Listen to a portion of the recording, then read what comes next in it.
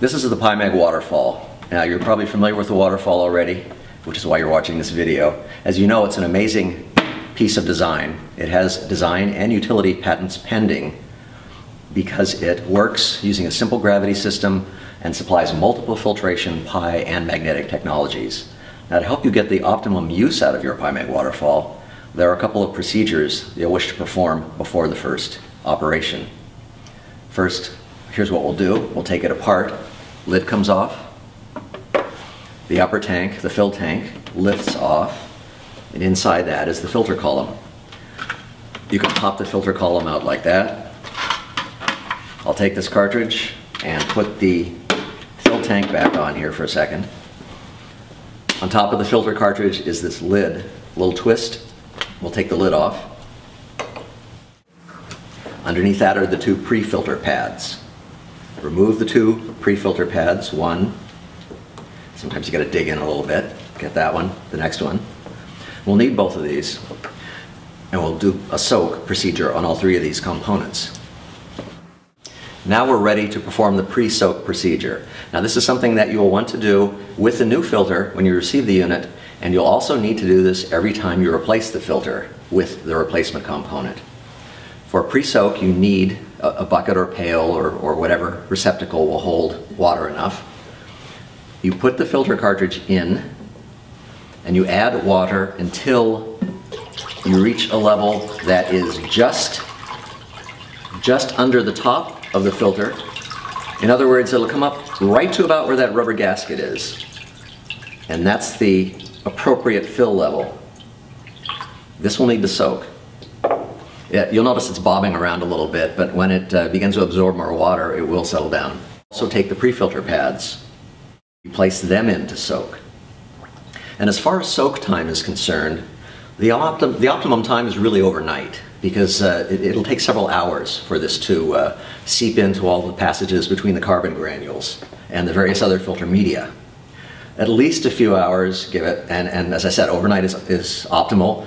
But one thing you will need to do is check it periodically, because as water is absorbed into the filter, the level will drop here, and you'll need to augment that by adding water enough to keep it up to that line.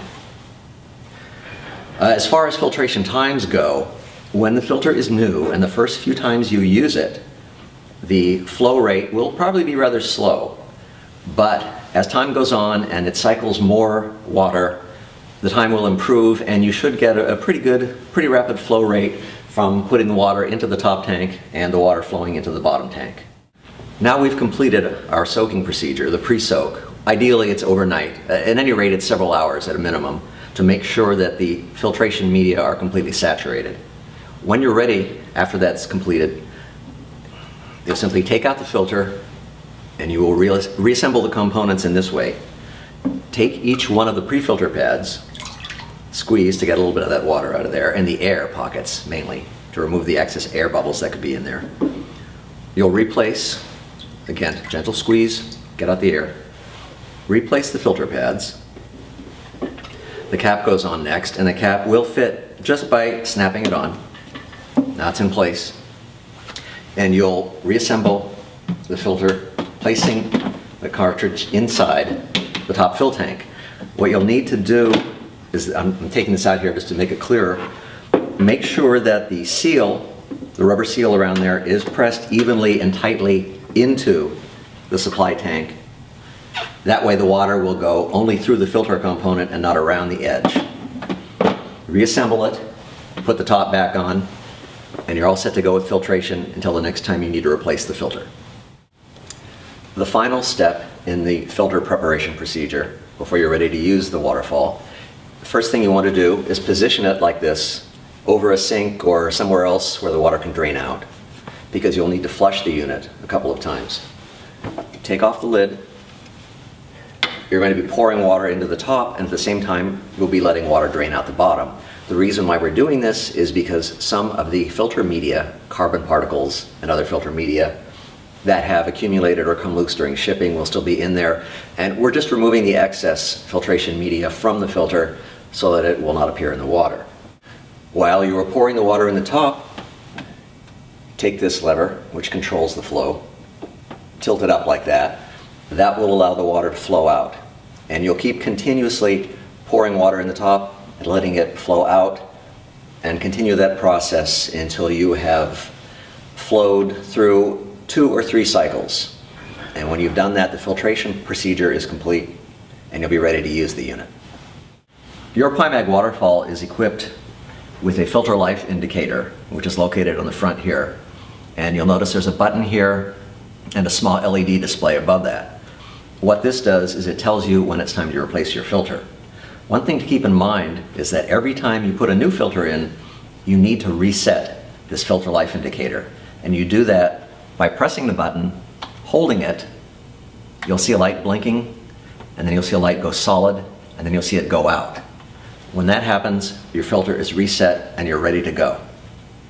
Now, occasionally, when one of these is shipped, the battery connection in the back may become jarred loose just during the shipping process. And the way you'll know that is when you get a new unit, a new PiMag Waterfall, first thing you want to do before you put it all together, and if you don't get any reaction, as I said, when you press the button and press and hold it, if the filter light does not come on at all, the LED indicator, then we'll need to check the battery connection and probably reset it. And that just means making sure it is in there in case it's jarred loose during shipping. So what you do in order to perform that, you lift up the supply tank, this bottom component, turn it upside down, and you'll see in the bottom here, which is now the top, there are 2 small Phillips screws. To remove this component so we can get to the battery connection, there are 2 small Phillips screws here. We just need to take those out, and it's a pretty simple operation. You can use a screwdriver. It's pretty quick. Just take out one screw, and you take out the other screw, and now this piece will lift off. Now that we've got those 2 screws taken out, we can remove this front plate. We just push forward and down a little bit, swing it out over that assembly. And when I turn it up here, you'll notice that flat disc right there. There's the battery. To remove the battery, you want a flat blade-like object, such as this screwdriver, for example. And you'll see a flange right here, and if you tilt this down, push on that flange, the battery will just drop out. Once you've taken the battery out, take it in your hand, reinsert it, push it in firmly, and make sure that you get the connection that way. That should correct the problem. What we do then is we check the button, see if you get a light. Yes, so now the battery's connected. Make sure you do that before you reassemble. Then we're going to put the unit back together again, this battery assembly. Bring it down over here. There's a cutout here for this electrical wire. Make sure that the wire goes through that cutout. You'll actually want to do it this way. Go underneath first. And then you notice I did put the wire through the cutout there, just to make sure it doesn't get snagged on anything or caught. Bring this back up. There are 2 lugs here on each side. There's one lug, and when you line it up with those and push down, you'll have it in place. Reattach the 2 screws, and you can put the thing back together and you're all set to go. Now I have the PiMag Waterfall fully reassembled, almost ready for use. The final step is to reset the LED indicator that tells me the filter life. To do that, press and hold the button. You'll get a light, maybe green, maybe red. The important thing is when you're resetting it, when you hold it in for 10 seconds, you get a green light that flashes and then it goes off. When that happens, that tells you that the button is reset, it's ready to go, and when you need to replace the filter, that light will be red rather than green, and that will let you know. We're all done.